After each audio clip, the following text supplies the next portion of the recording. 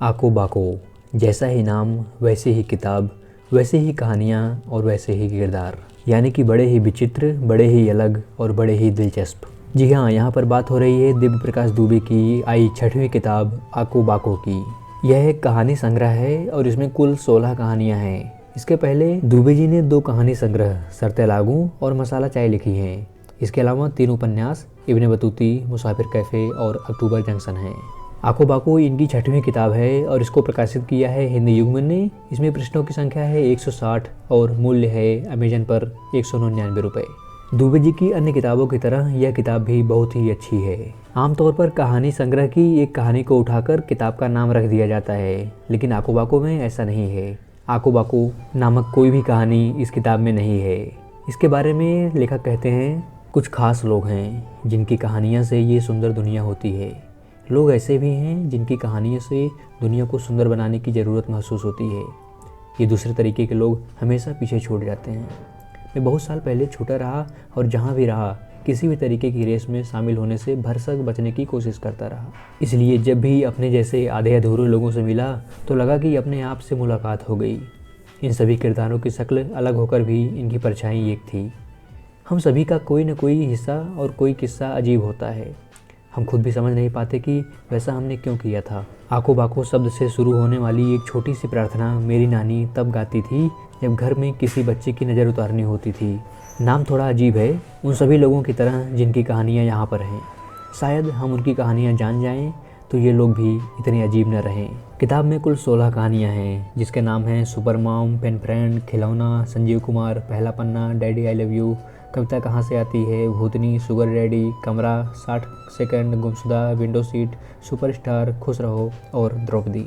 सभी कहानियाँ बहुत ही उत्कृष्ट और एक से बढ़कर एक हैं। सभी के किरदार अलग हैं, सभी की परिवेश और ज़िंदगी अलग है। दुबे जी ने पूरी कोशिश की है कि सभी कहानियाँ एक दूसरे से अलग हों। सभी कहानियों में थोड़ा थोड़ा दर्द छुपा हुआ है और कुछ न कुछ सीख देकर जाती हैं और बार बार सोचने पर मजबूर करती हैं। जैसे कि पहली कहानी सुपर मॉम में एक घरेलू महिला को अपने सपने को पूरा करते हुए दिखाया जाता है, सारी जिम्मेदारियों को निभाते हुए। कहानी पेन फ्रेंड में एक बहुत ही प्यारी सी लव स्टोरी दिखाई जाती है, जिसमें एक महिला की उम्र ज़्यादा रहती है और लड़के की उम्र छोटी। एक कहानी गुमशुदा में दुबे जी प्रसिद्ध लेखक स्वदेश दीपक को लेकर आते हैं और उनकी कहानी बताते हैं। ऐसे ही संजीव कुमार, विंडो सीट और सुपरस्टार नामक कहानियों में लेखक फिल्मी दुनिया और एक्टिंग की फतासी को बताते हैं। लेखक काफ़ी ज़्यादा आधुनिक समाज की और उत्कृष्ट समाज की कहानियाँ बताते हैं, जैसे कि द्रौपदी नामक कहानी में द्रौपदी 5 भाइयों में बंटने से इनकार कर देती है। उसके माध्यम से एक महिला की कहानी बताई जाती है। शुगर डैडी नामक एक कहानी में बताया जाता है कि एक अधेड़ उम्र का आदमी अपने उदासीपन को मिटाने के लिए कई लड़कियों से संबंध बनाता है और ऐसे ही सारी कहानियों में कुछ न कुछ नयापन आपको देखने को मिल जाएगा। किताब की भाषा आसान और आम बोलचाल वाली है, जिससे कि नए पाठक को भी किताब पढ़ने में आसानी रहेगी। किताब की पॉजिटिव और निगेटिव बातें बाद में करेंगे। पहले हम ये जान लेते हैं कि दिव्य प्रकाश दुबे का जो सबसे मजबूत पॉइंट है वो है कहानियों में कुछ नया संदेश देना, जो कि दर्शन शास्त्र के हिसाब से रहता है। चलिए किताब के कुछ ऐसे ही लेख पढ़ते हैं। ऐसा कहते हैं कि 2/3 धरती पर पानी है, शरीर में भी है। आंसू छटाक भरे हैं लेकिन भारी बहुत हैं, इतना भारी कि इस धरती पर सबसे बड़े फैसलों के पीछे कहीं न कहीं इसी पानी का हाथ है। दूसरा पॉइंट, कुल मिलाकर कहा जा सकता है कि खान साहब की ज़िंदगी में ऐसी एक भी बात नहीं थी जिसकी कहानी बने या कहानी सुनाई जाए। कहानियाँ असल में वहीं पड़ी होती हैं जहाँ हम उनको रख कर भूल चुके होते हैं। किसी अलमारी में बिछे अखबार की तहों के नीचे, किसी किताब के मुड़े हुए पन्नों पर, किसी बिस्तर के बेचैन करवटों पर, किसी के जाने के बाद में बची हुई खाली जगह में। तीसरा पॉइंट, क्या ज़िंदगी को एक कटोरे में रखा जा सकता है? हम सब कहीं न कहीं अपने उसी कटोरे की वजह से तो जिंदा नहीं है। कटोरा मुझे जेब जैसा लगता है जो खाली होने से ठीक पहले भर जाती है। कटोरा मुझे उम्मीद जैसा लगता है जो रोज़ आदमी अपने आप को दे देता है। कटोरा मुझे भूख जैसा लगता है। कटोरा मुझे कहानी जैसा लगता है जो आदमी अपने आप को सुनाता है। चौथा पॉइंट, जब कोई छोटा बच्चा तितली को पकड़ने की कोशिश करता है और नाकाम हो जाता है, तो वही बच्चा जब बड़ा हो जाता है तो तितली देखकर सोचता है कि एक बार बचपन में जाकर उस तितली को पकड़ लेना चाहिए। वह तितली बार बार पास आती है, बुलाती है और आगे बढ़ने पर तरह तरह की कलाबाजी खाकर फिर से दूर हो जाती है। हम सबकी ज़िंदगी में ऐसी तितलियाँ होती हैं जो कभी बुलाए तो हम चाह कर भी मना नहीं कर पाएंगे। पाँचवा पॉइंट, ज़िंदगी बिस्तर की सिलवट पर जैसे हर सुबह उलझी हुई मिलती है।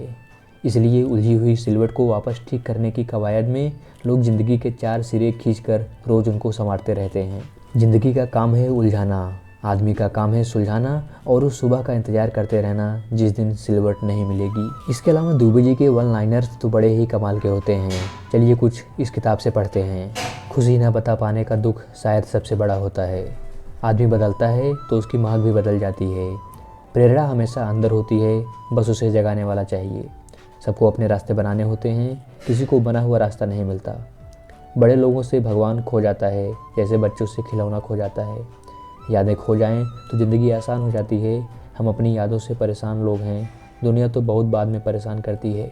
ऐसे ही न जाने कितनी लाइनें आपको हर कहानी में मिल जाएंगी और आप सोचने पर मजबूर हो जाएंगे। चलिए अब इस किताब की थोड़ी पॉजिटिव और निगेटिव बातों पर चर्चा कर लेते हैं। पॉजिटिव बातें तो लगभग सारी हो गई हैं कि इनकी सारी कहानियाँ काफ़ी अलग हैं और सभी किरदार अलग हैं और इसमें कुछ ना कुछ सीखने और सोचने को मिलता है और समाज को भी गहराई से समझने का मौका मिलता है। उसके अलावा वन लाइनर्स और इनके दर्शन तो काफ़ी अच्छे हैं। अब बात कुछ निगेटिव चीज़ों की कर लेते हैं। वैसे तो मुझे कुछ ज़्यादा कमियां समझ में नहीं आई, लेकिन कुछ अलग किस्म की थी, थोड़ी सी आधुनिक थी। शायद इसी कारण मुझे थोड़ा सा समझने में दिक्कत हुई। कुछ कहानियाँ बस शुरू हुई और धीरे धीरे जाके ख़त्म हो गई। उसका मुझे कोई तर्क समझ में नहीं आया। शायद कोई गहरा तर्क रहा हो और मुझ जैसे छोटे पाठक को समझ में ना आया हो। ऐसी दिक्कत मुझे 3-4 कहानियों में हुई। बाकी कहानियाँ अच्छी थीं। शायद इसका एक कारण यह भी हो सकता है कि हमने प्रेमचंद्र की बेहतरीन कहानियाँ पढ़ी हैं, जिसमें एक संजीदगी के साथ लिखा होता था और कहानियों का एक सुखद अंत भी होता था। लेकिन ये आधुनिक कहानियाँ जहाँ पर लेखक सारा दारोमदार आप पर छोड़ देता है कि आप इस कहानी को जैसा समझना चाहें समझ लें। इनकी कहानियों के संवाद भी थोड़ा सा फिल्मी लगते हैं। ओवरऑल किताब बहुत अच्छी है और सभी को पढ़नी चाहिए। किताब आखिर तक आते आते आपको एक सुखद एहसास दे जाएगी और पूरा पैसा वसूल करती हुई दिखाई देगी। तो दोस्तों आप लोग भी पढ़िए इस किताब को और बताइए कैसी लगी। इस वीडियो को यहीं पर समाप्त करते हैं और बहुत ही जल्दी हाजिर हो जाऊंगा एक नए और धमाकेदार वीडियो के साथ। तब तक के लिए हंसते रहिए, मुस्कुराते रहिए और अपना ख्याल रखिए।